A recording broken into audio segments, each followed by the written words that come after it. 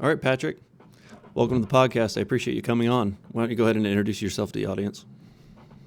Yeah, thank you for having me. My name is Patrick Johnston. I'm a local actor here based out of Dayton, Ohio. And yeah, I've been doing this, I would say, since 2016-ish or so. But I've had a background in digital filmmaking and video production since 2010. And that's my full-time job outside of acting, which is its other full-time job. So I get to dabble in both sides of the creative field, behind the camera and in front. So pretty lucky. Okay, because I've seen you in front of the camera just for that one brief set that I was with you on, um, and I didn't know until I started looking at your social media that you also are behind the camera.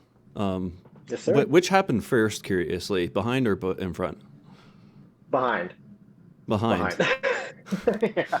Normally Yeah, it's actually the other way around, or people that that are in front of the camera are, they were like the middle children the youngest children who always love the center of attention, and then they go into film. They're like, okay, I get an unlimited supply of attention. This sounds like a good deal to me. yeah. But No, I started in film school first, down at the Art Institute of Cincinnati, which is no longer around, but that's where I got started. Being a noob to everything, I didn't realize you can go to school for this stuff. And so, yeah, I fell in love with, what they had to offer. And, just like any university, you kind of get out of it what you put into it. And but I took it to heart. I absolutely fell in love with everything that was involved with filmmaking, having a passion for it, ever since I was a child. And yeah, I wanted to explore that as a career move. And so been doing that ever since then. And at some point, somebody took a chance on me and was like, "Hey, let's put you over here. Let's put you in front of the camera." And I think I started off as an extra at one point, and that just kind of grew and grew and grew till it got to be where it's at now, which is its own full-time thing. So it's pretty crazy. Not at all what I was anticipating or expecting, and but very very fortunate to be able to be involved in all aspects, yeah, 7 days out of the week. what was the official title of your degree, curiously? I was oh gosh, I have a bachelor's of science. I think is what it's what it was Button called. pusher extraordinaire. Is that what it was? Exactly. Yeah. Yeah. Yes. As long as you make sure that red button is lit up when you hit record, Hmm. and So you have a future in this thing. so you're how old now? I'm 43. 43. Oh, damn, you look good for 43. Yeah. Congratulations.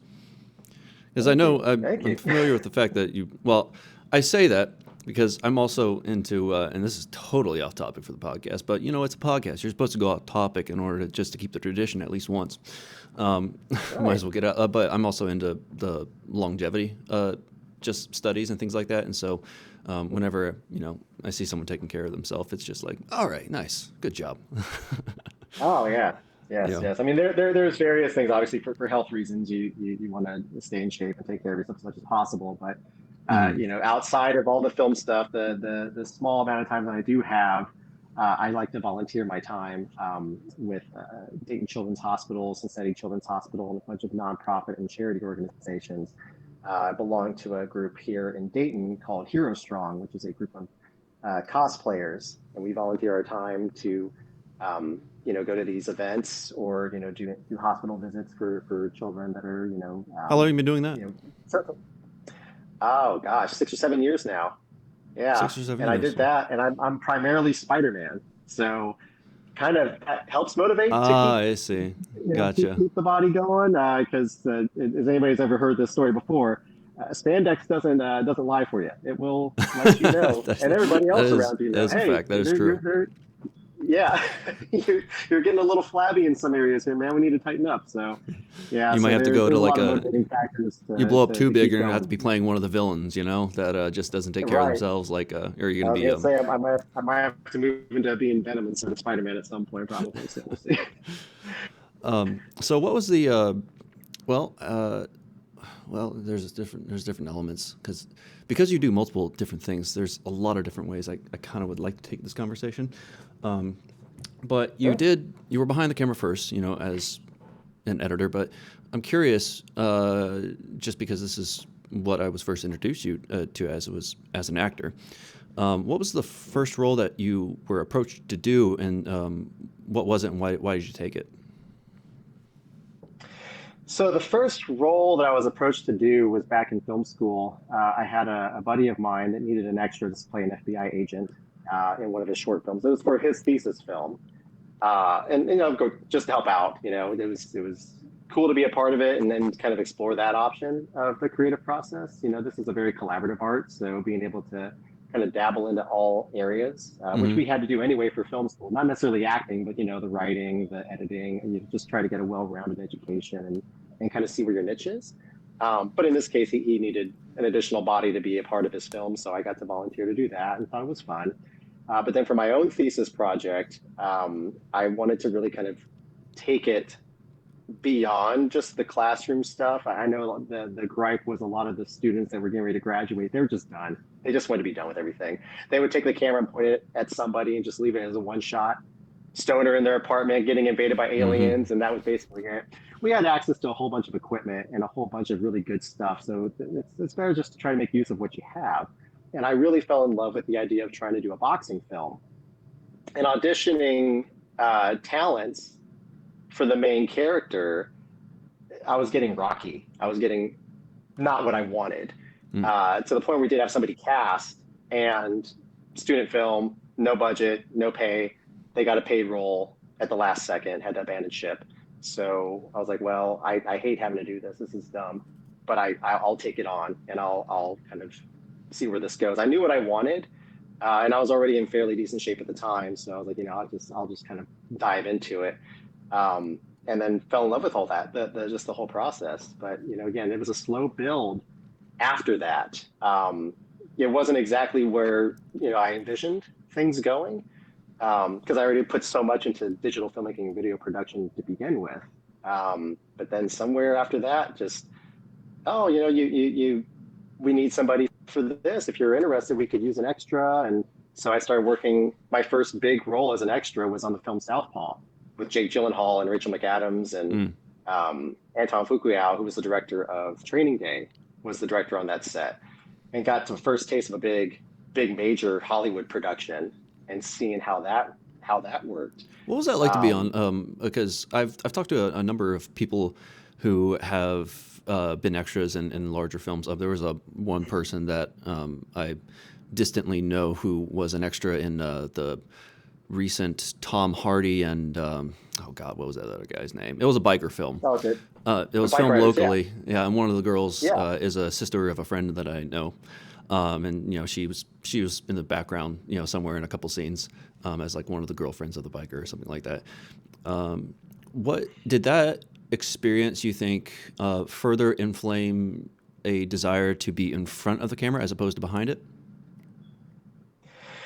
I wouldn't say it necessarily like made it towards like I wanted to be more in front of it. It was definitely eye opening. Um, Keep in mind that I was still fairly new to being in front of the camera at that point. I had spent 4 years in film school to be behind the camera. So even though I was, able to be in front, you're still paying attention to how things are working out around you. And Mm, to be on a set like that, that's brand new to me, is exactly everything you would expect from a Hollywood production. All I the see. people that are there, the amount of equipment that's going on, and the size. Again, I came into this for the boom of T's the are crossed, I's DSLR are dotted. camera movement. Yeah, like I came into this thing when the DSLR camera movement was happening heavily with the Canon, series, the Mm, 7D and the 5D Mark II, Mark III cameras. Now I'm seeing the Airy for the first time, and I'm seeing the red and I'm seeing the big anamorphic lenses being used. And it's like, oh my gosh, this is awesome. So I was just kind of in awe of the behind the scenes stuff, but terrified to be in front of the camera. It mm, was it was scary, and but still cool. But it definitely made me appreciate the independent scene. Hollywood scene's great. Those films are fantastic, and how they're run is it's its own machine. You know what I mean? But the independent scene, it's not a union thing. Not all productions, but the ones that I've been a part of, it's very skeletal. Everybody's kind of wearing multiple hats, mm. and it just seems to move a lot more fluid than it did with having all these bodies in their positions. But those union sets, that's what they do. It's like they're like, hey, camera's ready. I can't do anything else. I can't touch that light. I can't move that for you. So I'm just going to hang here until you guys are ready for me, and just kind of seeing that was kind of Yeah. eye opening, and again, it wasn't bad. It just, again, you're just learning. And, but then again, you jump on an independent set and everybody is busting their butts to make the day, to make things move, to make things Mm-hmm. happen. And you just kind of build a more of a camaraderie with your crew and your cast at that point, because everybody's in it with each other. You know what I mean? Like Right. they're Yeah. here. They're not just like, hey, that's my role. I don't do anything else. That's what I do. Independent scene was a lot more open, and it just made me appreciate what we do here in this area as filmmakers.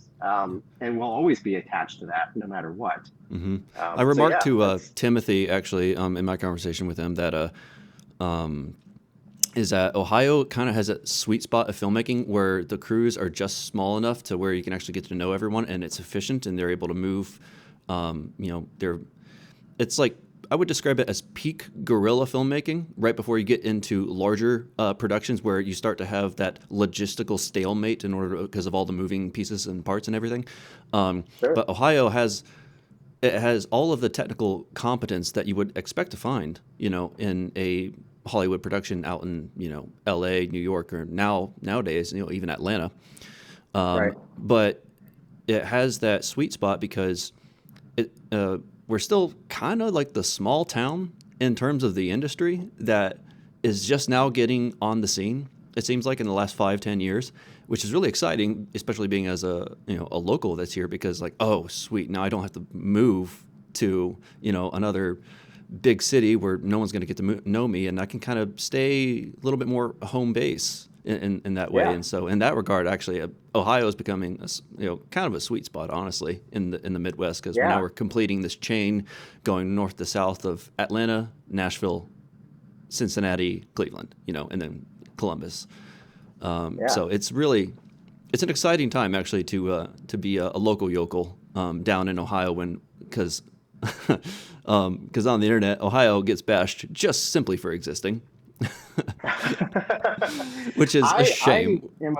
am a big uh, champion of the indie scene here, because Timothy's absolutely right. I mean, we have such phenomenal talent all throughout the area, and it stretches outside of Ohio. Obviously, we have the surrounding areas in Indiana, Kentucky, and it's cool that there is so much going on here that is unrecognized by some of the groups that come in from out of state. They have a state attached to the name, or they have a major city attached to the name, so therefore they're better. Yes, oh, Hmm. I'm from LA, so I know how to do this stuff. Well, then you've got people that are just as good, if not better, that are right here in Cincinnati, or in Dayton, or in Columbus, or in Cleveland, or Hmm. in Florence. Like they're all in the surrounding areas here, and we're getting into a time where that's starting to come out more and grow. And the film scene here is so small, and it's cool to be able to build those relationships with all these folks and just being able to be a part of something that's special and see the people for the talent that they bring and be able to broadcast that proudly. It's fantastic. It's awesome. And it's really cool to be a part of something here. And it's great because it's made it to where you don't have to be out there in those major cities to do this stuff.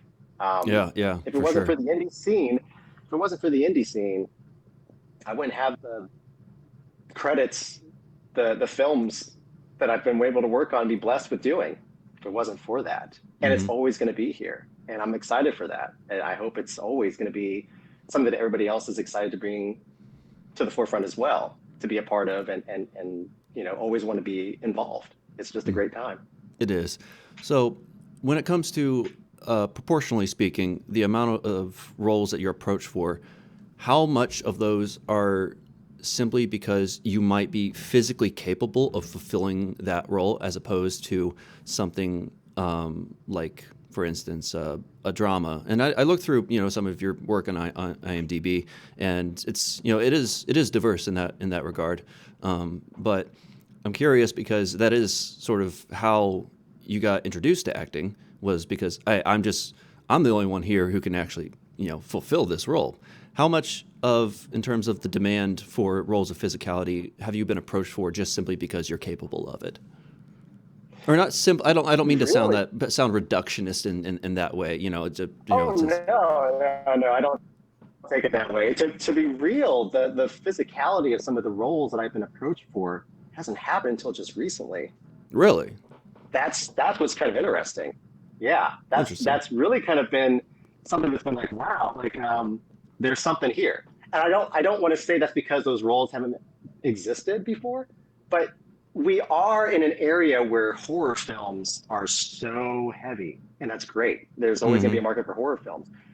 But when you get the opportunity to work on something that's like a little bit more mixed martial arts or boxing or something that has more physicality to it, like fighting and just bumps and things like that, it's not as common as I would expect it to be. And maybe that's because I don't want to say there's a whole lot of people that can do it. They can. I think it comes down to like, is there money to be spent to be able to do it effectively and safe? And again, it's a big chance to be able to do something like that.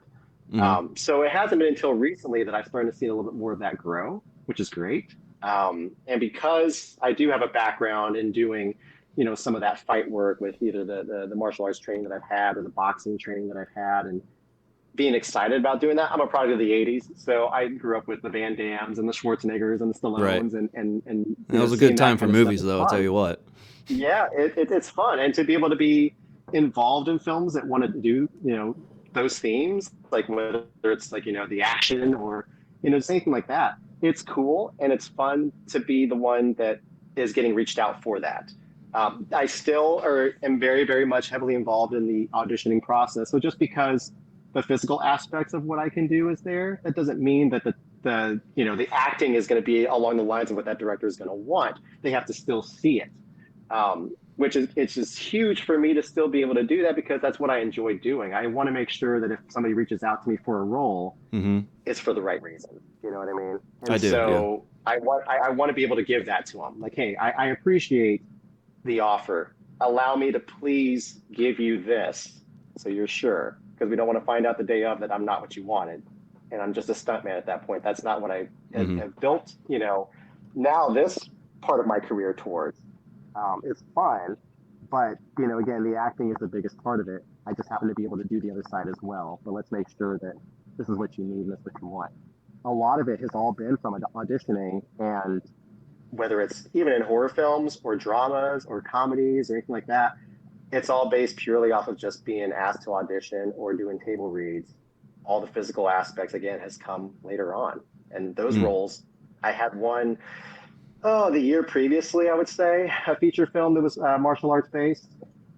This year was very heavy with that. It went from doing martial arts film, mixed martial arts cage fighting, pro wrestling. It was like a whole bucket list of stuff that's getting marked off. Like, this is awesome. But it all came this year. So in the time frame that I've been doing this, it's been very minimal. Oh, so most of it, would you say, has come actually in the last year or two?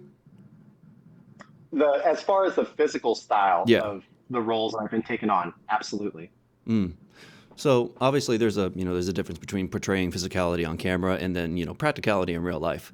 What was the first memorable bit of direction you received when it came to being in front of the camera and being able to deliver a physical performance in terms of a fight scene or a wrestling scene or just even a skirmish? What was that first piece of direction that sticks out in your mind? Um, I would say it had to have been when we were doing this mixed martial arts film called Treasure of the Ninja 2. And really kind of learning more of the art of fight choreography and Hmm. how to do it safely and kind of learn the beats. It's a dance, right? That's what Right. you're trying to do.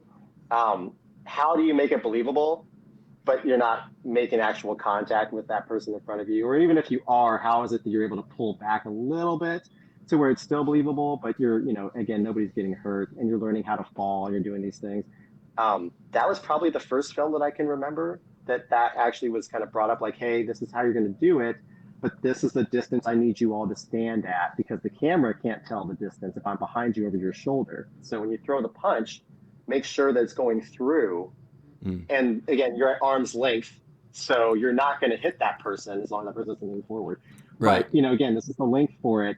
Follow through with it, but then it's going to be on the other actor's side to make sure that they're selling it.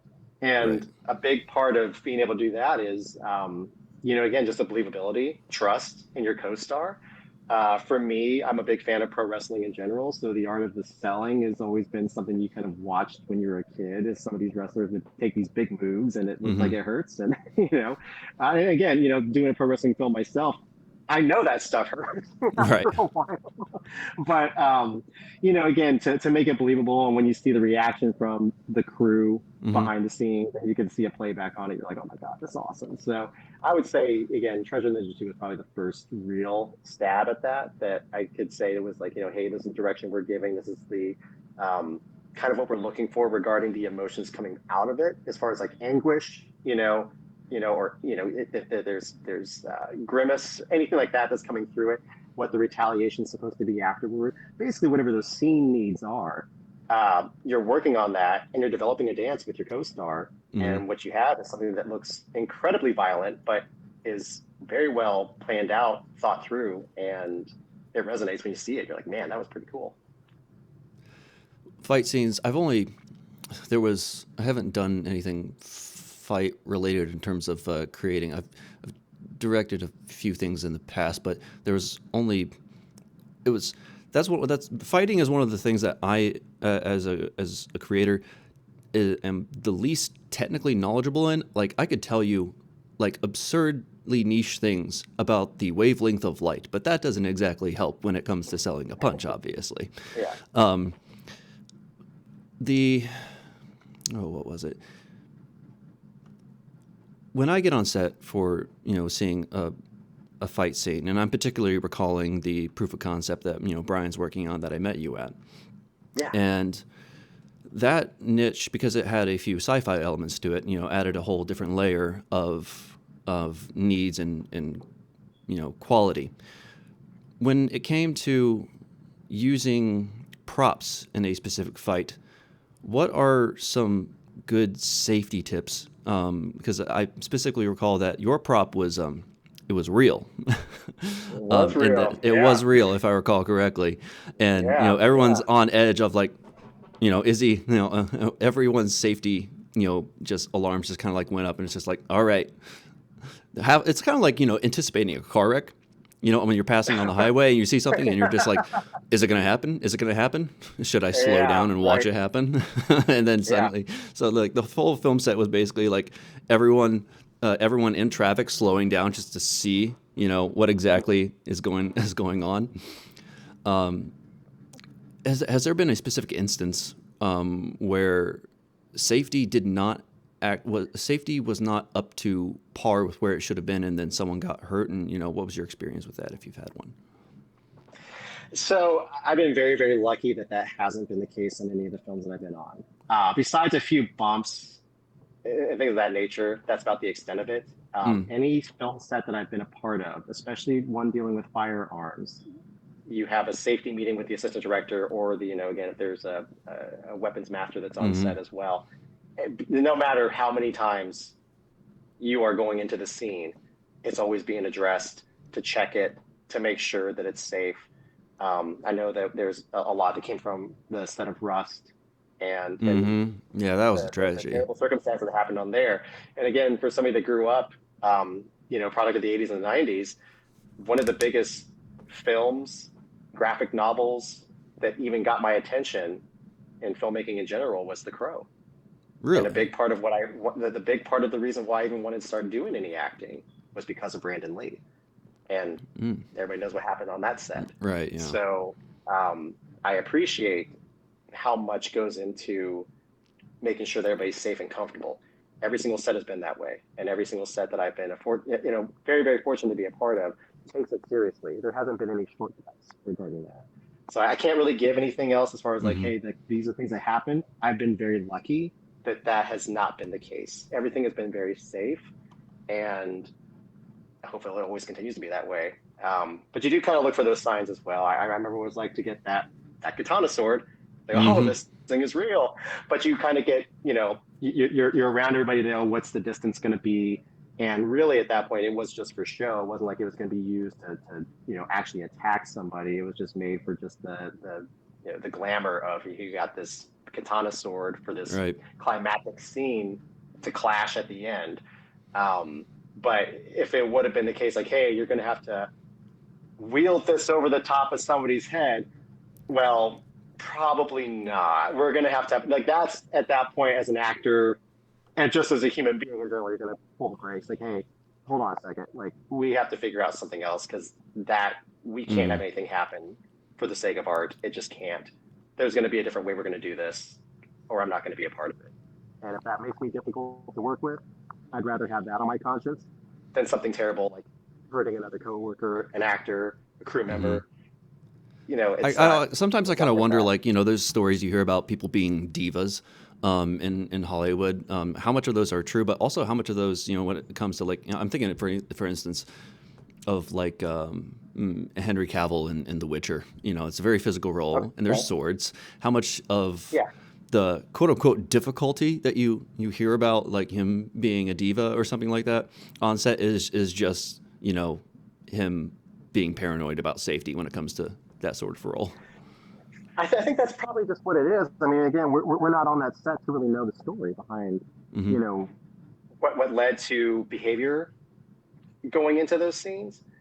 But I would say a lot of it is like, if it's a diva move, I don't know. Because again, if you're looking at safety, at least he's, bold enough to speak up and not Right. just go into it. You know what I mean? And I got to respect somebody for that. I don't. Yeah, sure, you might get a label like, oh, they're hard to work with because they didn't do what they were told. Well, Would no, you mind trying there to was full. readjust your phone? The audio's kind of going in and out. Like the microphone might be a little bit cut off. Oh, sorry. How about that? Is that better? Yeah, that's better. Any better? Okay, cool. No, I think there's a lot to be said. Like if somebody is genuinely concerned about the well-being of the people around them, Hmm. speak up. I mean, that's you got to commend somebody for that. Like, and not just be quiet about it. And then after the fact, I should have spoke up. I should have said something. Like, well, it's too late now, Hmm. and somebody got hurt. So, again, I don't know necessarily. Sometimes people get labeled as being a diva because they are brave enough to say yay or nay regarding stuff. Um, Again, I've been very, very lucky that I haven't had to worry about that on the sets that I've been on. It's always been really, very well taken care of, and everybody that I've worked with has been very That's good. professional. Yeah. And I hope I never have to worry about having those kind of horror stories. It's Hmm. always going to be the good and recommendations and passing that along. So yeah, I really can't speak on behalf of anybody else regarding those, but I can only say that maybe the labels they're getting is maybe because they just stood their ground. And sometimes you have to, again, you Maybe. can be Maybe. nice Yeah. and be easy to work with, but don't get taken advantage of and pushed around. Hmm. What was the last script that you said yes to but ended up regretting, and why? Oh gosh. This is one of my you know, favorites to ask an this actor is because I'm like, there's everyone's got a horror story, and I want to hear it. yeah, I can definitely tell that I've matured over the years because it gets to the point now it's like, do I regret it? Maybe, but then there's things that came from those sets or those experiences that led to something better. And Mm, it wouldn't have happened if I hadn't been on those productions. right. Um, but yeah, I mean, there were times where, again, being a film student, you hope that somebody would take a chance on you and want to work with you and again you're just starting out. It's not polished. There's going to Mm, be, and even on the most professional projects there's still going to be Murphy's law, right? Things, mm, whatever can go wrong can and will. Hiccups are going to happen. It's how you creatively troubleshoot with your team to see things through, right? right. So I have a passion, I have a soft spot for passion projects and people that are trying to get their foot in the door and trying to do things, to try to get into the business. And everybody has a starting point. Sometimes it's a learning process, and it's our responsibility to help coach and bring them up if they're willing to listen. Sometimes some of the folks you work with, they know it all, yes? And Yeah. you're like, okay, well, all right, well, that just means that maybe moving forward, we won't be working together. That's okay. It's okay. It's a big enough film scene here that you can have a lot of projects going on and still be able to work comfortably Hmm. and still never cross paths with, said people if you have conflicts with them. And again, I've never had to really worry about that. But, again, there are instances where, sure, I came on board, I was excited, you're wanting to help somebody out. Maybe things don't go as planned as you would expect it to. Um, but you get through it, you work through it, and some things do come out of it that are very, very good. And you develop relationships and rapport with people. And that's really what it's all about, is just building relationships. And that carries Hmm. from one set to the next. And that's really what it comes down to. So, I mean, I think a younger version of myself would have been like, oh, this person, and really went on a tear. That's not going to be Because your the case response is here. so kind and compassionate and understanding now, and I'm just like, and I'm thinking, I feel guilty now about thinking of all the times that I was an absolute No, dick, and I'm just like, oh frick. it's very easy to dive into the negative side of things that happen, and it's going Hmm. to happen on every film set, no matter what. But keep in mind, it's a collaborative art. Everybody has to contribute to make it work. It's not one person. And that's all you're Yeah, doing facts. here, is you're trying to make things work, to make things happen. And you learn from every single experience, and you carry it to the next set. What mistakes did I make, and what can I do better? Whether it's an actor, whether it's a crew, whether it's a, whatever. It's always going to Hmm. be that way. And if anybody gets complacent and says that they've already mastered that, they're lying to you. And that's where they get stifled, and they're going to be, put in this little box. We're always going to be trying to grow and be uncomfortable doing these things, Hmm. because that's what we want. You never want to be in a place of complacency. You want to do things that are going to scare you, outside of your comfort zone. And sometimes some of these sets might not be the best, but you learn and you go to the next one, and it ends up being better because you met this person on that set who came on and they pulled their worth and they were great, and you pass their name around to somebody else and they do something big and it's great. You want to see people win and succeed. Yeah, So yeah. I know it's not always Especially in the indie the world. most, yeah, I know it's not the glamour answer, but trying to find the positivity in everything is really what you should try to strive for, Yeah. because you want people to succeed as much as you want to be able to do a good job as well, and see if that carries over. And that's a great feeling when it does. It's awesome to get a call from somebody that you used to work with on a previous production because they recommended you for something. The reputation, Hmm. the attitude, the gratefulness to do what we do speaks volumes. There are so many people out there that would love the opportunity to do this. Whether it was on a bad set or a good set, it doesn't matter. You're on a film set, right? And there might be some people out there that's like, listen, it's like, oh, he's full of you know what. But that's the reality of it. How many times could you go somewhere and you're, catching up with an old friend of yours, or it's somebody else, and they're just like, oh, so what do you do for a living? Oh, I do this, I do this. So I worked on the film set. The breaks stop at that point. What? Oh, so you do film work. That automatically becomes a topic of interest because people love this. Yeah, They yeah. watch television, they watch movies. This is what draws them to take a break from the day-to-day lives, is we're creating something of entertainment. And they are generally interested in what you do. We're very lucky to be able to be a part of that in It, any capacity. yeah, it's a That's privilege just to the be way I able look to at it. be the one, or to be.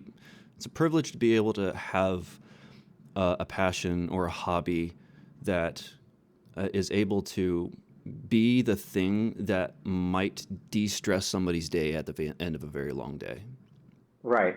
Yeah. Absolutely. Yeah, Yeah. that was a good response. I wasn't. I invited Patrick on. I didn't expect to start talking to Socrates though.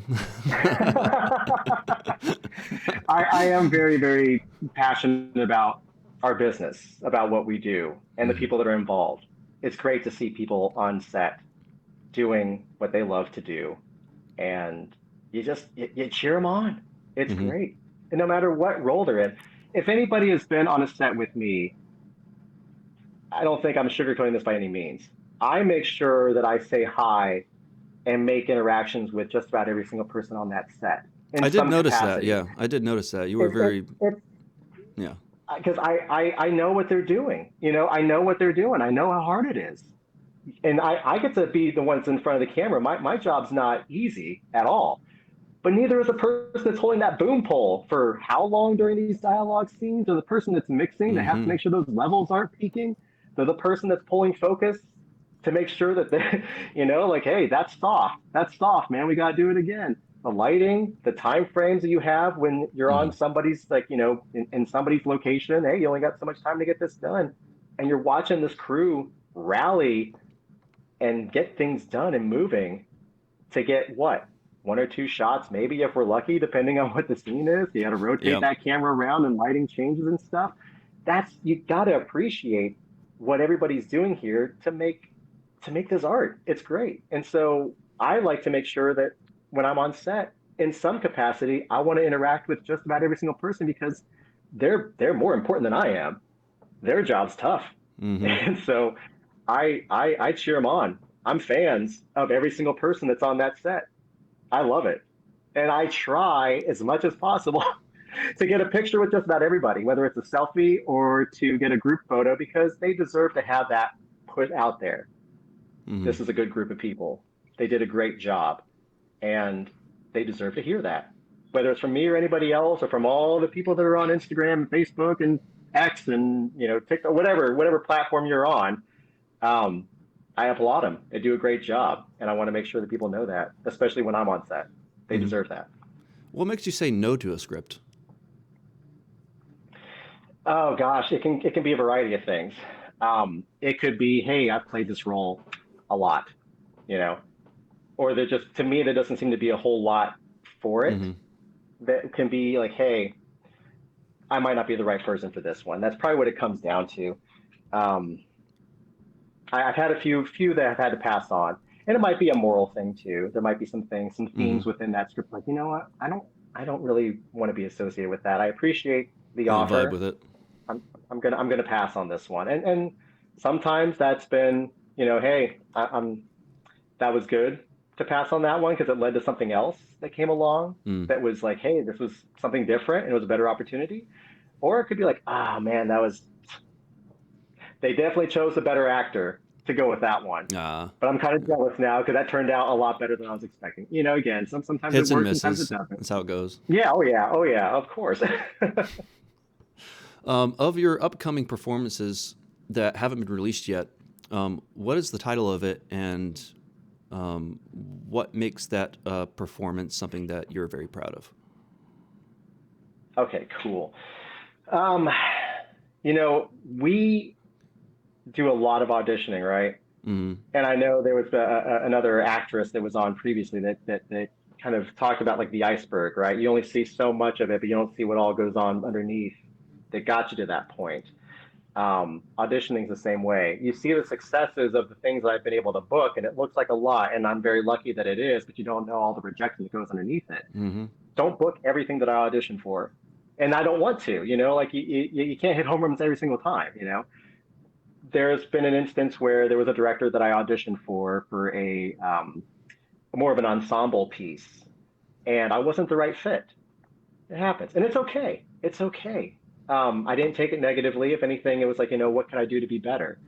And he remembered how I auditioned and the style of which I brought to this character was a different demeanor than what he was wanting. Again, not bad, just not what he wanted. Mm. But he had another project that was coming up. He's like, I think you'd be perfect for this one. I don't even need to audition you.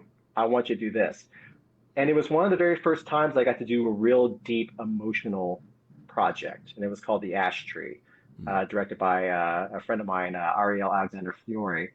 And it was me and another actor named Tom Klein. And the whole theme of it was surrounding death. Mm. Grandson, very close with his grandfather. Grandfather passes away. Well, what would you do if you were put in a situation if you got to see them just one more time? And it didn't matter, like you don't have a whole lot of time, but how would you react? What would you do? Mm. What would you say? And that hit home. I think everybody kind of goes through that when they have a moment of loss, whether it's a family member, a friend. And if you could just say one thing that you didn't get to say before, I missed out on that. I missed that phone call. I have this voicemail I can listen to now, but I should have picked up, or whatever it is. And it was great because it was one of the very few opportunities I got to play a character that had deep emotional content behind it. And it was a fantastic opportunity. And to dive into a character like that was very uncommon because again, we do a lot of horror films, and a lot of horror films don't really, in this area, are very slasher heavy. So Right. you get to have fun with that kind of stuff, which is Especially great. being in But when Ohio, where horror films are sort of the thing that the thing to do.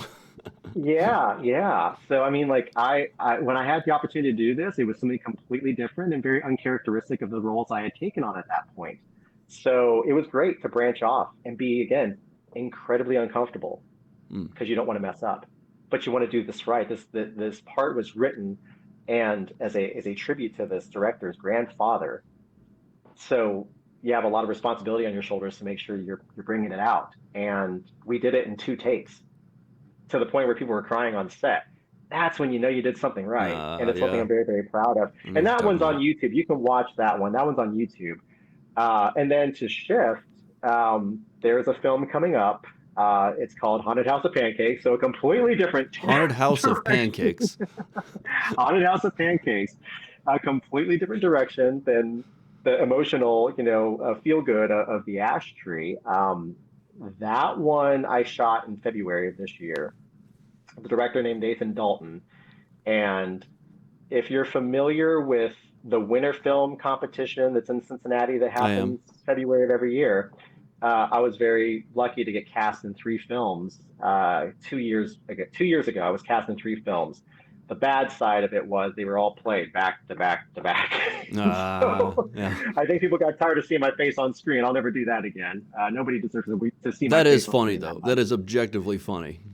It was. But like I played 3 different characters in those films, three Right. different types. And the director was there and they were casting for their film, this upcoming feature film, and they were looking for this role and they weren't having any luck with the casting.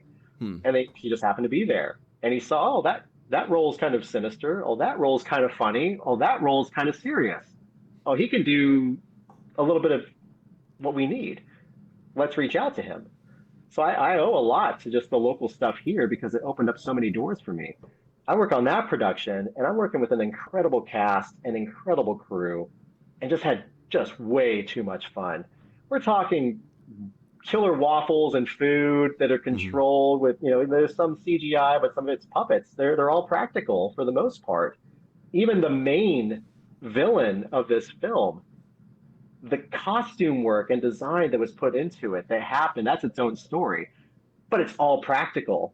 And it's really a throwback to your old school days of like the gremlins and critters and things like that. That sounds And it was amazing. just, oh, it was just too much fun. And again, same thing with that group. I'm watching them work and how much stuff they did to that set was incredible from the lighting, the cinematography, and just the quality of the cast. I mean, I can't say enough good stuff about it. And I'm excited for people to see this. But you get to see my character have a big character arc in the film. And that's what I'm most excited for. If you or any of my social media pages, you'll see a clip of what I do at the very end of my demo reel, and that kind of give you a little bit of taste of what the film is, kind of what you're getting I in see. store for. Yeah, it's a lot of fun. But that one's coming out sometime 2025. Fingers crossed, hopefully. I'll keep an So, eye out for it. That sounds interesting. yeah, So you're also a video editor, correct? If I'm recalling yeah, correctly. Okay. yeah, So the video editors obviously they also work with the director, and they're one of yeah. the key people in post production. In the same way that the key people are in production as an actor. So you're used to working with directors both as an actor and also as a video editor. And Yeah. I'm curious, what are the because well people see based on their interactions and their experiences and they have a different perspective of what that person is like, um, based on whatever the circumstance was surrounding their interaction with them. So as an actor you're taking direction from the director on set. Directors on set have a very different personality, more often than not, just because to be able to manage the set and the actors and actually execute everything that was accomplished, planned in pre-production. But as a video editor, you're dealing with a director that is, all of the harder, stressful work is sort of out of the way, and now we just got to put all the pieces together. based on your experience, both dealing with a director as an actor as well as a video editor, um, what is the thing that you've noticed about directors that you've taken away from both as a positive and a negative in terms of being able to give them exactly what they're looking for in those circumstances? Tell me about, the dichotomy of those two roles and interacting with them. Sure. So on the editing side of stuff, it's a little bit different because it's not like I'm editing for films. So I work with an agency downtown here in Dayton, and my boss is the creative director slash director on set. What I can tell you about what they do, her and her husband, what they do, and how I've been able to kind of parallel that to what I do on film sets is that they're very prepared. Mm, They're very well prepared leading into a shoot, and they're very good at directing, meaning that's what they're doing. They're directing talent. They're not going into it with a title that's attached to their name and just expect you to do it in front of the camera. right. They have a vision, right? They have a vision of what they want. It's their job to talk to the actors to help bring that out in some capacity. They're not telling them how to act, but they're giving them the keywords or whatever it is for that scene need and how to bring that out. And they leave it open for the actor to be able to do their thing. And conversations happen. They're not completely married to something. And if they are, they'll let you know. But it's this camaraderie of being able to have creative conversations. This is where the scene was. This is where we are now. And this is where the scene is going. So that kind of helps you kind of well round like where you kind of need to be in that moment. Mm-hmm. And as an editor, you can appreciate that because that gives you continuity, Right. consistency from the beginning to the end. So in that regard, that's a big help. On the other side, I have been involved in some other films where there hasn't exactly been a director, quote unquote. I'm not going to name names, but that's what I would want moving forward in a director is somebody that knows their story, that knows how to properly plan out in pre-production what everything needs to be. It's a lot easier said than done, Sure. but that kind of shows you the different levels of where somebody is uh, along in this career path of what they do to tell a good story and how well they interact with that cast. Good casting and people being able to take direction. That's what we do as actors. We're taking direction. And again, we might have some input. We might develop a backstory with our characters to help us get us there. You want to make sure it's along the lines of what the director was wanting too. And if it matches, then that's great. You go through table reads, you rehearse or whatever, so that way when you get to the day of, you're able to work, you're able to get to it. You're not trying to figure it out the day of. Some things you will run into. That's unavoidable. It does happen. But it's good to know the director comes to you and does exactly that. They let you know, hey, we're shooting all this stuff out of order, but this is where we were previously before we got to the scene. I see. So Yeah. this is where that character is coming into. So this is the scene need. This is what this character's scene need is. This is how it's going to work. And this is where it's going. So this is where the emotion needs to carry. So let's see how this goes and let's get there. And if it's not where I need it to be, we'll work on it to get it to where it needs to be. And then once you're there, it's great. It's Hmm. fantastic. And that way you don't have to worry about the afterward, which is, True. hey, Yeah. so did everything turn out okay? Well, yeah, but I wish you guys would have done this. The Or I fix it wish you and guys would have post done that. quandary. Yeah, and it's like, okay, well, you can't wish at this point now because it's done. So if we're not hitting it, if we're not hitting the marks, let's do it now. Let's get there now because we don't have another opportunity to do this. And you don't want to do those pickup shots if you don't have to. It's Hmm. costing your production money. So it's our job to make sure we're getting it done and doing what you brought us here to do. Pull that vision out of your head and translate it through that lens. And that's what a good director does. They help direct that talent. It's tough when you're on the indie scene because they do wear multiple hats. They Yeah. might be Yeah. too concerned with like, okay, the camera placement or they're gaffing, and things like that. And again, every film set may have its, situations where that might come up. Somebody might have gotten sick and they're just trying to make it work. You brought in all these people to do this job and we have to see it through. We have to shoot. We have to get this done. So you wear multiple hats to do it. But ultimately, at the end of the day, that director needs to be focusing on directing their talent Mm. and making sure that they're pulling that vision all the way through so we can really show that story through that lens. And that's what people are going to remember when they watch, like, oh man, that was a good film. And I'm sure there's favorite films of yours that stand out where everything just seemed great. But then you see like the behind the scenes stuff behind that Yeah. film and you're like, wow, that happened on that set? That really? You never would have known. They did a The great job with this surprised with shit shows executing. that you see in like the little episodes. Like, honestly, there needs to be a movie about making a movie. Someone needs to do that. Oh yeah. Someone needs to do that, Right. in my opinion. Yeah, um, for Between sure. acting and editing, which brings you most fulfillment? I'll tell you what brings me most fulfillment, being on set. That's the most Mm. fulfillment. I enjoy editing. I enjoy acting. I'm very lucky that in the job that I do, in both jobs that I do, both feet are on the ground. Mm. I get to be a part of both worlds. And that's kind of one of the reasons why too I started getting more into the acting side of stuff because that's a creative area that wasn't developed. So it's fun to explore that. And again, how does a director talk to talent? And what do you get out of it? So it's cool to be able to be a part of that to know firsthand. So if say a situation was on the other side where the current role I'm in, if I had to be put in that position, I would know how to do that Mm. because I've been there and I Right. know what worked and what didn't. And so again, it's not the greatest answer to say, but I'm lucky I get to do both. They both have their place. Um, both mouths are getting fed, Right. but I don't favor one over the other. They're both a daily part of my life, and Mm. that's to me that's pretty special. So I'm in it no matter what, and that's what makes me happy. What's the most well? Because I'm thinking about, as if because I've thought about, I've acted, just in some other projects that I've done just simply because I couldn't find someone, and I'm like, oh, fine, I'll do it myself. I'm like, oh, Thanos, Yeah. or something like that. But it wasn't.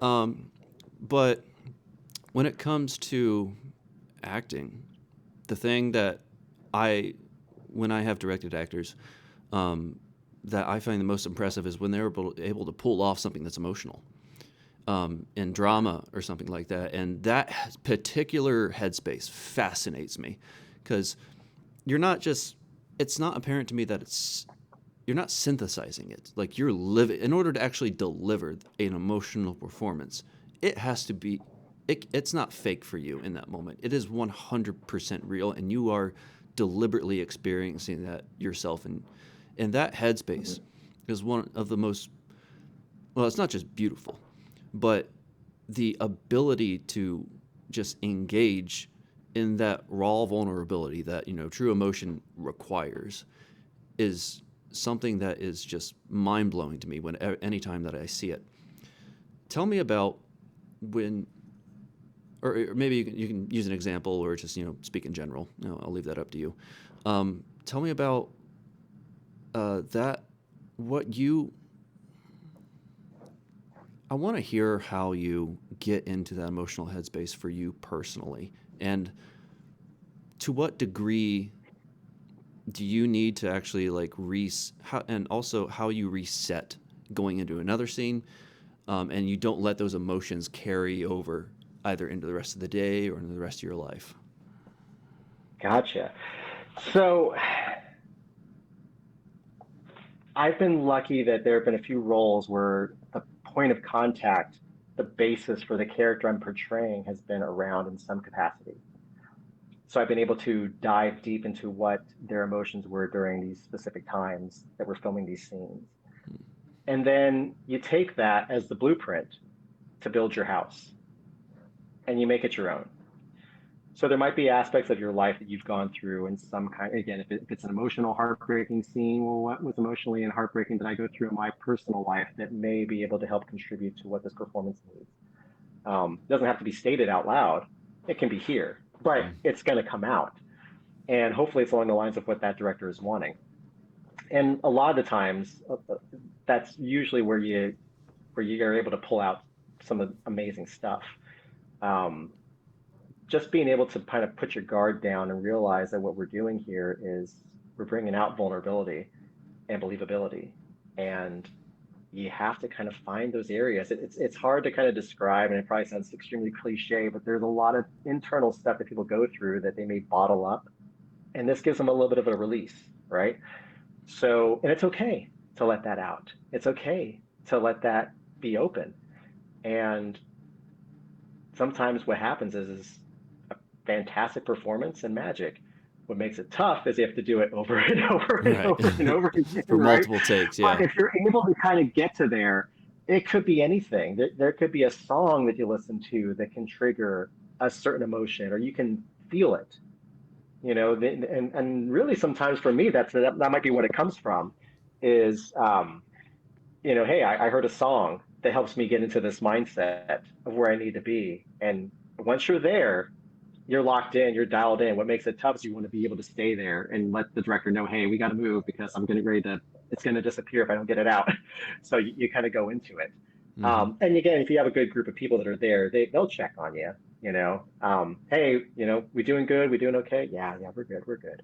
Um, do you need to do it again? Because we can try. We'll try to get where we were before, if that was a good take, and let's see if we can bring it back out. If that's vulnerability, that's one. If it's something a little bit deeper, if it's anger, if it's rage, well, let's try to figure out where that might come from. And that game, same thing could be from previous experiences. Maybe you got talked down to at some point in your life and you felt like you weren't hardly anything, but what would you say back at this point? Maybe you can let it Hmm. out now. And you just kind of, again, remember that you're playing a character. It's not you. You're portraying a character, but you have to do the homework to know where that character is coming from to believably be able to pull that out. And then when it's over with, again, something's easier said than done is the ability to shut it off. And that can be tough. That can be tough. When I first started doing this, again, I told you I did a boxing film for my senior thesis film. Yeah. To get in the mindset of a boxer, you had to become one. And I did. And I actually my fight was in 2016. It was 2 years after I'd done the film, but I took a liking to it, because it was a passion at that point. But before that, there were certain things that would happen that unless you were put into that world, you never would be able to pull it out because you just can't. You have to experience it sometimes. And Mm. not every character needs that, but in this case, you're living in that world for so long.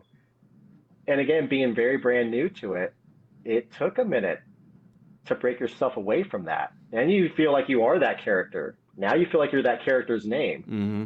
And it's tough. It's tough. Sometimes writing stuff down and journaling helps out when it comes to that kind of stuff also.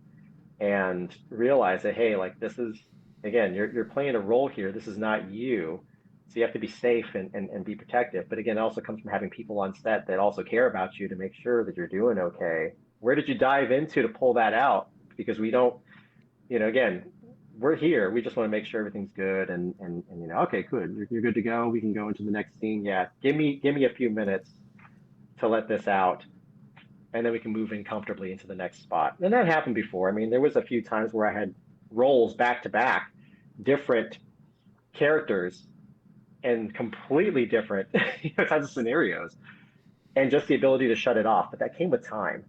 That's like again, it can be as cliche as possible, but it's true, at least from what I can speak of.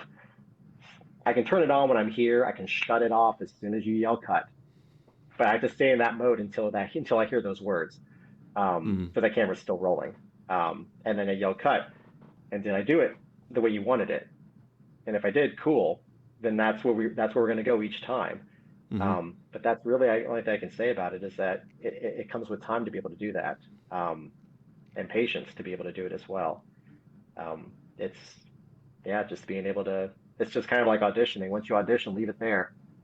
Don't go revisit it unless you have to. Right. Otherwise, you drive yourself nuts. I would, I kind of understand, when I look at, or when I see interviews of actors in big films and, I've seen the film and it was an emotional role. And that when they start to talk about it, they almost in a very real way start to slip back in to the mindset and the headspace that they were in when they were in the role, because they're starting to relive it almost subconsciously in order to actually be able to explain what they were talking about. Right. So, and this would be a great question to close with. And normally I ask, like, well, what advice would you give to a new actor? Well, I'm going to change this one up a little bit because I think this might be very interesting. When it comes to an experience, say let's take an actor who's slightly less experienced than you. They're going into their first emotional role, and they're confident in it. They've done things that would indicate that they'll be able to accomplish what the director is wanting. What would be your advice to them in terms of how to decompress and leave what's on set before they go home?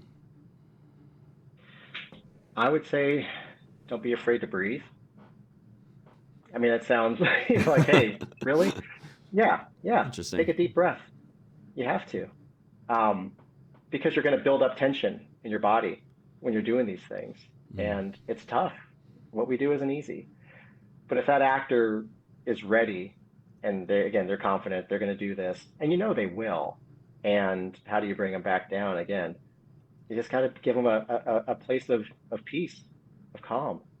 If that means, hey, giving them space, letting them, be by themselves for a minute, or maybe just one other person in the room. Maybe it's that co-star. Maybe it's the wardrobe person. You never know. Whoever they are comfortable with, that needs to be who's around them. And if it's everybody else, then that's great. Again, every actor's different. Mm-hmm. But just being able to relax afterward and know that you did a good job, and you don't have to go back there unless it's needed. But just breathe, and everything's going to be okay. You're going to do great. You're going to do awesome.